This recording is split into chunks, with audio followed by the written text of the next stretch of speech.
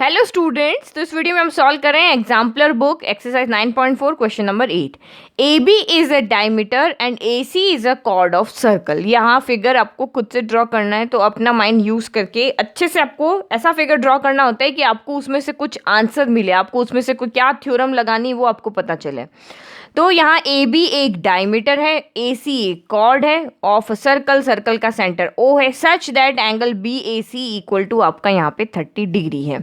The tangent at C intersect extended A B at point D. तो आपको यहाँ पे क्या करना है, ए बी को एक्सटेंड भी करना है, यहाँ पे जो आपका डायमीटर है ना उसको एक्सटेंड भी करना है और वो इंटरसेक्ट कर रही है tangent. Tangent at C intersect extended A B at D. जो आपने टेंजेंट ड्रॉ करोगे वो कहाँ पे, उसको ए बी को डी पे इंटरसेक्ट करेगी, किसको, ए बी को।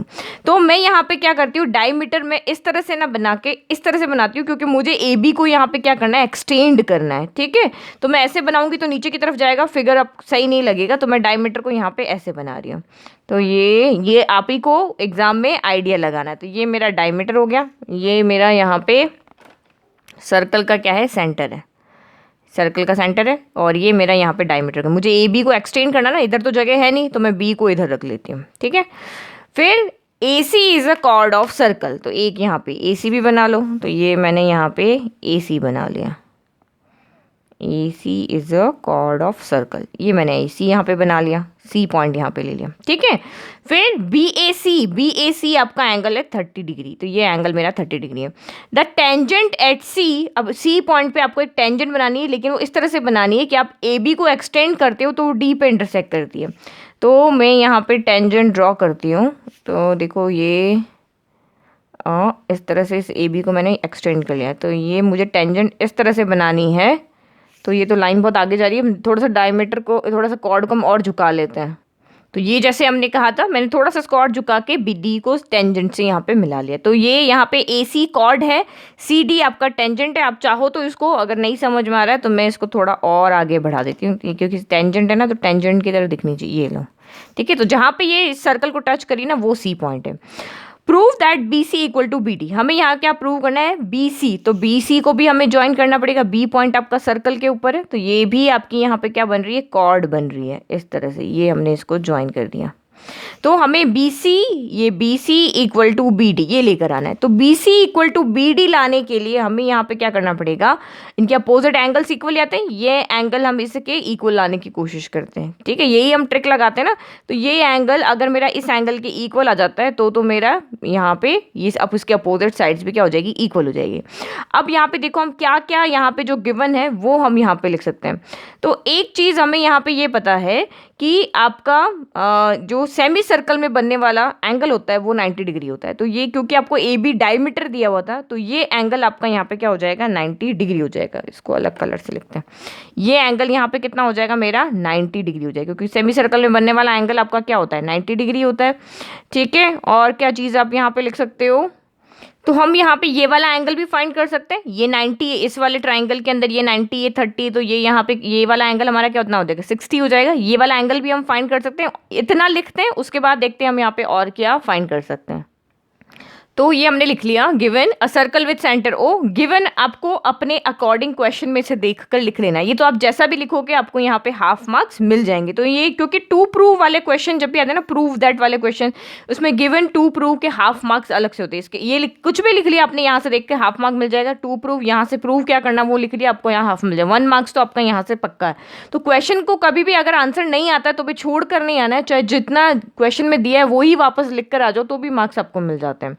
नाउ प्रूफ, तो मैंने अभी आपको कहा ए ओ बी डायमीटर है, तो एंगल 1 इसको नेम कर दिया मैंने। बार बार B A C, B C ए से और कंफ्यूजन होता है, तो मैं हमेशा नंबरिंग कर देती हूँ। तो एंगल 1 मेरा 90 डिग्री हो गया। दूसरा, इस ब्लू वाले ट्राइंगल में ये एंगल हमें पता है, ये एंगल हमें पता है, तो एंगल 2 हमने यहाँ पे फाइंड कर लिया। वो एंगल हमारा यहाँ हो गया 60 डिग्री। अब क्या स्ट्रैटेजी लगाएं कि हम ये एंगल इस एंगल के इक्वल लेकर आए, या फिर ये एंगल पहले फाइंड करें। तो आप यहाँ पे देखो, आपको एक चीज़ पता है, ये एक ट्राइंगल है, इसकी मैं कोई भी साइड अगर एक्सटेंड करती हूँ, मैंने ये वाली साइड एक्सटेंड कर दी, तो ये एक्सटीरियर एंगल जो होता है वो अपोजिट टू एंगल के सम के इक्वल होता है। अगर मैंने ये एंगल 1 लिया, ये 2 लिया, ये 3 लिया, तो एंगल 2 प्लस एंगल 3 मेरा एंगल 1 के इक्वल होता है। तो सेम यहाँ पर भी क्या हो रहा है, ये आपका ट्राइंगल है और ये DB को मैंने यहाँ पे क्या कर दिया, इस तरफ से बढ़ा दिया। तो ये एक्सटीरियर एंगल जो है एंगल 2, ये आपका इन दो एंगल के सम के इक्वल हो जाएगा। तो 1 2 हमारे हो गए, इसको मैं 3 ले लेती हूँ, इसको मैं यहाँ पे 4 ले लेती हूँ। तो सेम यहाँ पर क्या हो जाएगा, angle 2 equal to angle 3 plus angle 4 हो जाएगा। तो मैंने यहाँ पे कौन सा एंगल अभी फाइंड किया है, एंगल 2 मुझे यहाँ से पता है, एंगल 4 मुझे फाइंड करना है, बस मुझे एंगल 3 और फाइंड करना रहा। अगर मैं ये वाली प्रॉपर्टी यूज़ करती हूँ तो मुझे सिर्फ एंगल 3 फाइंड करना है। बट अभी जस्ट इससे पहले वाले क्वेश्चन 7 में मैंने आपको बताया था कि एक टेंजेंट और एक कॉर्ड के बीच में जो भी एंगल बनता है, यहाँ टेंजेंट और कॉर्ड के बीच में कौन सा एंगल बन रहा है, एंगल 3 बन रहा है। तो ये ऑल्टरनेट सेगमेंट आपकी मैंने अभी थ्योरम बताई थी, तो ट्राइंगल के यानी यहाँ पे ये आपकी टेंजेंट हो गई, ये कॉर्ड हो गई, अब ये सर्कल के ऑल्टरनेट सेगमेंट में जो भी एंगल बन रहा होगा उसके इक्वल होगा। तो ये एंगल 3 आपका यहाँ पे किसके इक्वल हो जाएगा, 30 के। ये हमारी क्या थ्योरम थी, टेंजेंट कॉर्ड थ्योरम भी कह सकते हैं, या हम इसको अल्टरनेट सेगमेंट थ्योरम भी कह सकते हैं। तो ये आपका ऑल्टरनेट सेगमेंट, ये आपका माइनर सेगमेंट हो गया, ये आपका मेजर सेगमेंट हो गया। तो ये माइनर सेगमेंट में तो ये वाला एंगल बन रहा है, तो यहाँ पे जो मेजर सेगमेंट में जो भी एंगल बन रहा है उस एंगल के इक्वल होगा। तो एंगल 3 भी मैंने यहाँ पे फाइंड कर लिया, वो कितना हो गया, 30 डिग्री हो गया। एंगल 2 मुझे पता है ये 60 डिग्री, तो ये मेरा एंगल 4 यहाँ से इजीली आ जाएगा। तो पहले हम यहाँ पे क्या करें, एक्सटीरियर एंगल की प्रॉपर्टी को हम बाद में लगाते हैं, पहले हम एंगल 3 कैसे आया वो लिखते हैं। तो यहाँ पे क्या लिखेंगे, टेंजेंट और कॉर्ड के बीच में बनता है ना, तो आपको यहाँ पे लिखना है here DC is tangent at C and BC आपके यहाँ पे क्या है, BC is chord। ये भी कहाँ पे है, chord है कहाँ पर, एट C के ऊपर। तो देयरफॉर क्या हो जाएगा, angle 3 equal to angle BAC हो जाएगा। तो रीजन क्या लिखोगे, angles in alternate segment of circle लिख लो, या टेंजेंट कॉर्ड थ्योरम भी लिख दो, बाय टेंजेंट कॉर्ड थ्योरम, या angles in alternate segment of a circle हो गया। तो एंगल 3 आपका BAC हो गया। तो BAC हमें क्वेश्चन में दिया हुआ है 30 डिग्री, ये देखो हमने यहाँ लिखा गिवन में 30 डिग्री है ना, तो दिस एम्प्लाइज एंगल 3 आपका यहाँ से आ गया 30 डिग्री। तो अब हमने एंगल 3 फाइंड कर लिया, एंगल 2 फाइंड कर लिया। अब हमें सिर्फ यहाँ पे एक्सटीरियर एंगल प्रॉपर्टी लगानी है। तो कौन से ट्राइंगल में, एक्सटीरियर एंगल प्रॉपर्टी हमेशा ट्राइंगल में लगती है। तो in triangle BDC we have, in triangle BDC we have हमारा यहाँ पे क्या हो जाएगा, और एक्सटीरियर एंगल के आगे एक्सटीरियर लिखना है, एक्सटीरियर एंगल B वो इक्वल किसके हो जाएगा, एंगल 3 प्लस एंगल 4 के। एक्सटीरियर एंगल B नहीं, एंगल 2, इस ट्राइंगल का एक्सटीरियर एंगल B लिखोगे तो ये भी हो सकता है। तो एंगल 2 इन दोनों अपोजिट एंगल के सम के इक्वल होगा। तो एंगल 2 एंगल 3 प्लस एंगल 4 के इक्वल हो जाएगा।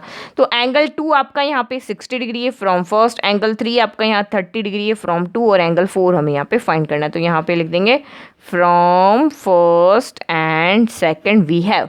तो एंगल 4 कितना हो जाएगा, 60 डिग्री प्लस का 30 उधर गया, माइनस का 30 डिग्री हो गया, इक्वल टू एंगल 4। तो एंगल 4 आपका यहाँ से कितना होगा, 60 में से 30 गया तो हो गया 30 डिग्री। तो यही चीज़ हमें यहाँ पे फाइंड करनी थी। तो एंगल 4 आपका यहाँ से कितना आ रहा है, 30 डिग्री आ रहा है।